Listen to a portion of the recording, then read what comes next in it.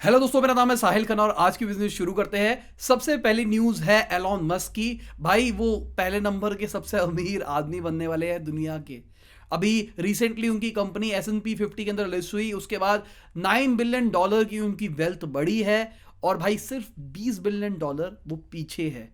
अभी मैं अपने पापा से सुबह इसी चीज के बारे में बात कर रहा था कि अमेजोन को सब जानते हैं, बिल गेट्स को सब जानते हैं, बाकी सब कंपनीज को सब जानते हैं, टेस्ला को उतने लोग नहीं जानते, फिर भी वो इतने अमीरों की लिस्ट में कैसे आ रहे हैं एलोन मस्क।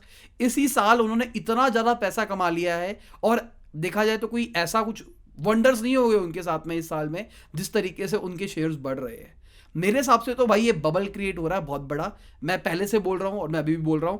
अपना पॉइंट ऑफ व्यू आप नीचे कमेंट के अंदर शेयर कर सकते हो। अगली खबर रिलायंस की है। रिलायंस बीपी के साथ में मिलके गैस प्रोडक्शन शुरू करने वाला है। इंडिया की 15% गैस की रिक्वायरमेंट वो कंप्लीट कर सकता है 2023 तक। और ये डीपेस्ट माइन है जहां से निकाली जाएगी गैस। अगली खबर पाकिस्तान की है। भाई पाकिस्तान को बचा लिया चाइना ने $1 बिलियन लेके। सऊदी अरेबिया ने उनको $3 बिलियन का लोन दिया था। अब उन्होंने कहा भाई मेरा लोन जल्दी से चुकाओ, मैं ज्यादा वेट नहीं कर सकता। मतलब बेसिकली जल्दी मांग रहे वो। क्यों? क्योंकि कश्मीर वाला जो मुद्दा चल रहा था उसके चक्कर में। अब उन्होंने अभी तो दे दिया, अगले महीने फिर देने। तो चाइना ने $1 बिलियन दिए, अगले महीने भी शायद चाइना फिर से दे दे $1 बिलियन। अगली खबर इंडिया की शेयर मार्केट की है। इंडिया के अंदर 1 लाख करोड़ रुपीस आया है बाहर से। इंटरनेशनल बंदों ने इंडिया की मार्केट के अंदर इन्वेस्ट किया है नवंबर से अब तक, मतलब 2 नवंबर से अगर देखा जाए तो। और 1 लाख आया है, तकरीबन 75,000 इंडिया वालों ने बेच दिए अपने शेयर्स, जो कि लोग बैठे थे लेके। तो नेट देखा जाए तो 20% ऊपर है, इसलिए मार्केट हमारी ऊपर है। तो हम कह रहे हैं ना कि भाई सारी मार्केट घट रही है, शेयर मार्केट मतलब सारे बिजनेसेस लॉस के अंदर चल रहे हैं, फिर भी ये चल रहा है। फिर भी देख रहे हैं भाई सेंसेक्स रिकॉर्ड तोड़े जा रहा है, शेयर मार्केट बढ़े जा रही है। ऐसा क्यों हो रहा है? तो यहां से हो रहा है भाई, बाहर से पैसा इंडिया के अंदर इन्वेस्ट हो रहा है। बाहर के इन्वेस्टर्स लगा के मार्केट को ऊपर लेके जा रहे हैं। ऑल्दो मैं अभी भी अपनी बात पे अड़ा हुआ हूँ, मुझे लगता है कि मार्केट बहुत ही ज़्यादा ऊपर है। इतनी ज़्यादा ऊपर होने की कोई चीज़ नहीं आती। तो इसलिए मैंने तो लिक्विड कैश इकट्ठा कर रखा है। जो मार्केट घटेगी मैं इन्वेस्ट करूंगा, अगर नहीं घटेगी तो कोई दिक्कत नहीं, मैं इन्वेस्ट नहीं करूंगा। इसका मतलब ये हो गया मुझे मार्केट की समझ ही नहीं है। अगली खबर डीजीसीए की है। उनका ऐसा कहना है 51% ड्रॉप आया है डोमेस्टिक फ्लाइट्स के अंदर, अगर पिछले साल से कंपेयर किया जाए इस साल नवंबर के अंदर। और ये बुरी खबर है क्योंकि मार्केट खुलनी शुरू हो गई है। अब बढ़ना चाहिए था पर नहीं बढ़ा है। और अगर मैं गो एयर की बात करके चलता हूं तो भाई उन्होंने जो कार्गो वाली फ्लाइट होती है उसके अंदर पैसेंजर बिठा लिए थे और उसको लेके जा रहे थे, हवा के अंदर ही उनको वापसी भेज दिया गया। उनको कहा गया भाई आपको लैंडिंग परमिशन नहीं मिलेगी, क्योंकि हमने कार्गो की साइन अप कर रखा है कि कार्गो कोई फ्लाइट आएगी और उसकी लैंडिंग होनी है, पर आपने तो पैसेंजर लेके आ रहे हो। बेसिकली पैसेंजर फ्लाइट्स के लिए आपको बंदों को प्रोविजन करना पड़ता है कि बंदे जाएंगे, और कार्गो वाला शायद कहीं और पे कुछ होता होगा। मैं कोई एयरपोर्ट अथॉरिटी से नहीं हूँ,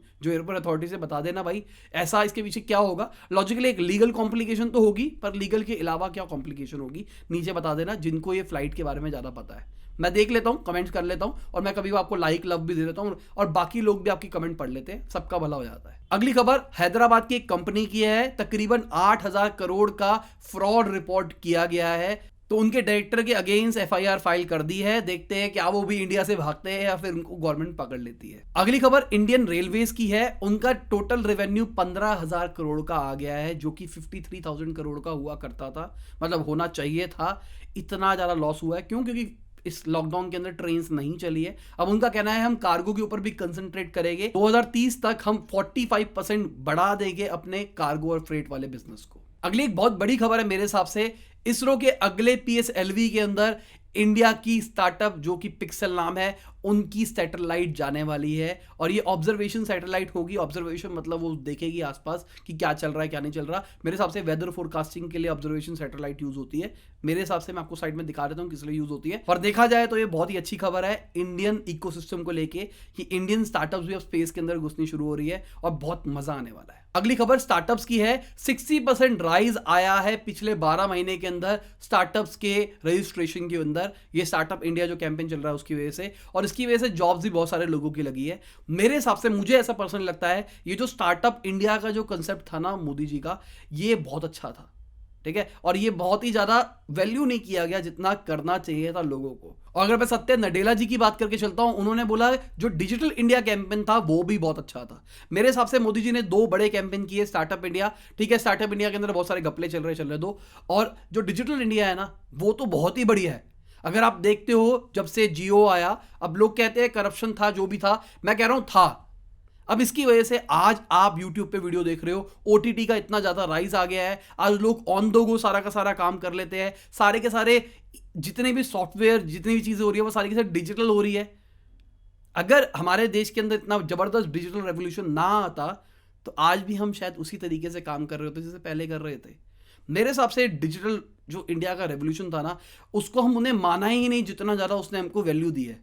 एक बार बैठ के सोचो, वीडियो पॉज करो और सोचो कि डिजिटल इंडिया की वजह से आपको फायदा हुआ या नहीं हुआ। अगर डिजिटल रेवोल्यूशन इंडिया के अंदर ना आता तो आज आप कहाँ होते। ये पेटीएम शेटीएम भी शायद उतना ज़्यादा यूज़ नहीं हो रहा होता। आज हर जगह पे आप देखते हो यूपीआई एक्सेप्ट करते हैं, पेटीएम एक्सेप्ट करते हैं, हर जगह पे कर रहे हैं क्योंकि सब लोगों के फ़ोन के अंदर इंटरनेट आ गया है।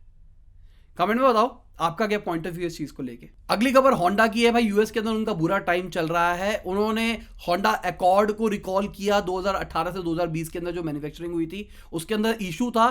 साथ में जो उनकी सीआरवी थी उसके अंदर जो विंडो होती है, पावर विंडो होती है, उसके अंदर इशू आ रहा था, उसके चक्कर में रिकॉल कर रहे हैं। तो उनका बुरा टाइम शुरू हो रहा है यूएस के अंदर। और अगर मैं होंडाई की कोना की बात करके चलता हूं, उन्होंने उसको भी रिकॉल कर लिया है।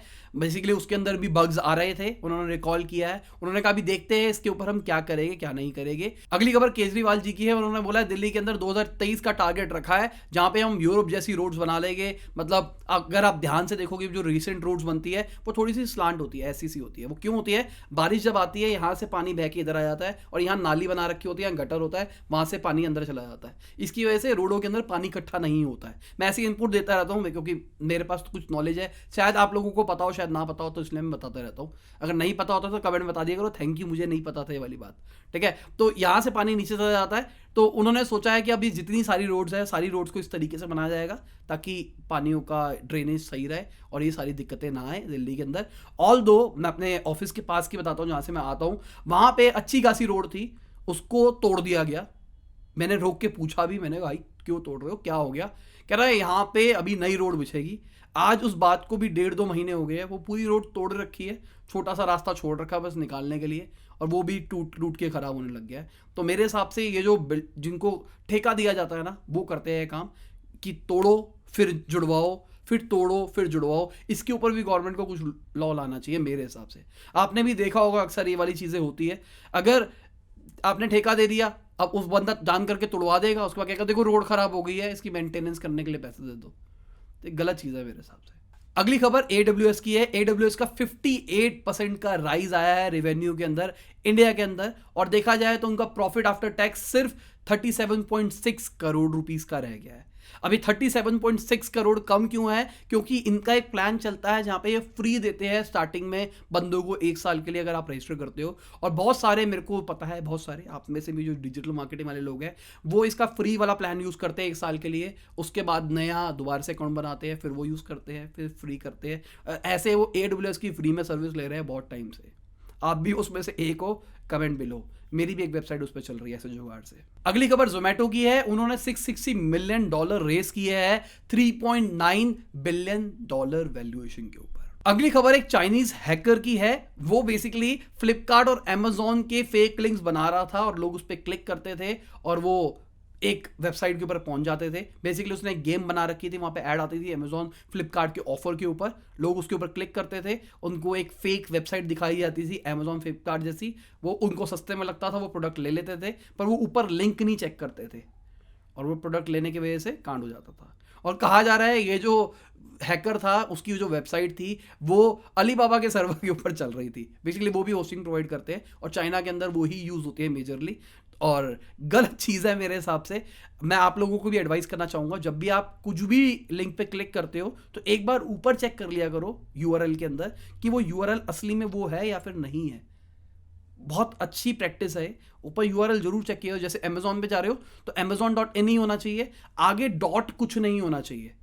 ऐसा नहीं होना चाहिए कि जैसे कि amazon.lapas.com, ऐसा नहीं होना चाहिए। amazon.com होना चाहिए पूरा का पूरा, आगे कॉम होना चाहिए, ठीक है। इसमें क्या होता है, एक सब डोमेन भी बना के लोग जुगाड़ कर लेते हैं और आप जैसे भोले भाले लोगों का फायदा उठाते हैं। जैसे उन्होंने रख दिया, एक डोमेन ले लिया freeoffers.com और उन्होंने एक फेक वेबसाइट बनाई है amazon.freeoffers.com। अब आपको लगेगा ये अमेजोन की साइट है और उसकी फ्री ऑफर्स वाली साइट है इसलिए आप ले रहे हो, नहीं, amazon.com या amazon.in ही होना चाहिए। आगे कुछ हो तो चलेगा एक बार को, जैसे कि business.amazon.com चलेगा, जो इसका रूट डोमेन है ना वो amazon.com होना चाहिए। टेक्निकल बता रहा हूं मैं, पर बच के रहोगे तो बेटर रहेगा। अगली खबर साइबरपंक 2077 की है। भाई सोनी के प्लेस्टेशन में वो रिकॉल कर दी गई है और लोगों को रिफंड ऑफर करने लग गए हैं। मैंने आपको बताया था कि भाई उसकी वजह से उनके शेयर्स बहुत ज़्यादा घट रहे हैं जो उनकी कंपनी है, और 33% के आसपास वो लॉस कर चुके हैं उनके फाउंडर्स अपने। एक क्वेश्चन पूछूंगा, अगर आप ये गेम खेलते हो तो प्लीज़ कमेंट में मुझे बता दो कि बग क्या था यार। मैं तो खेलता नहीं, तो मेरे दिमाग में और बहुत सारे लोगों के दिमाग में ये क्वेश्चन चल रहा होगा, ऐसा बग क्या था भाई जिसके चक्कर में इतना मोटा लॉस हो गया। अगली खबर बर्गर किंग की है। बर्गर किंग भाई ऊपर बढ़ता जा रहा था, अब वो लोअर सर्किट मारता जा रहा है। बात यही थी, मैंने आपको बोला था बहुत ज्यादा इन्फ्लेट हो गया है, अब गिरने की बारी आएगी। अच्छा है, नो डाउट, मैं अभी भी बोलता हूं बर्गर किंग अच्छा शेयर रहेगा लॉन्ग टर्म के लिए। पर क्या था, 60 रुपए पे शुरू हुआ, बढ़ता बढ़ता तुमने 220 तक ले गए, जितना भी ले गए थे 200 से ऊपर तक का, अब तो घटना ही था ना। इतनी वैल्यू थोड़ा ना होती, 60 रुपए से सीधा 200 रुपए ले जाओगे।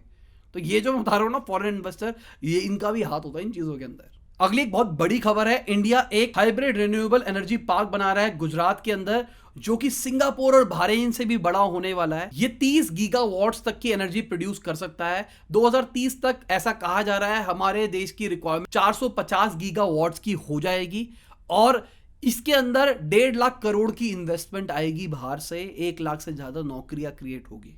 तो बहुत अच्छा प्रोजेक्ट रह सकता है इंडिया के अंदर, और रिन्यूएबल एनर्जी रहेगी तो नुकसान में नहीं होगा ज्यादा। तो इसी के साथ आज की बिजनेस न्यूज खत्म होती है। उम्मीद करता हूं मजा आया होगा। लाइक कर देना, शेयर कर देना, कमेंट बताना वीडियो कैसी लगी। जो जो क्वेश्चन पूछता हूं उसके आंसर भी दे दिया करो। बाय, गुड नाइट, शब खुदा हाफिज, गुड मॉर्निंग जब भी आप वीडियो को देख रहे हैं।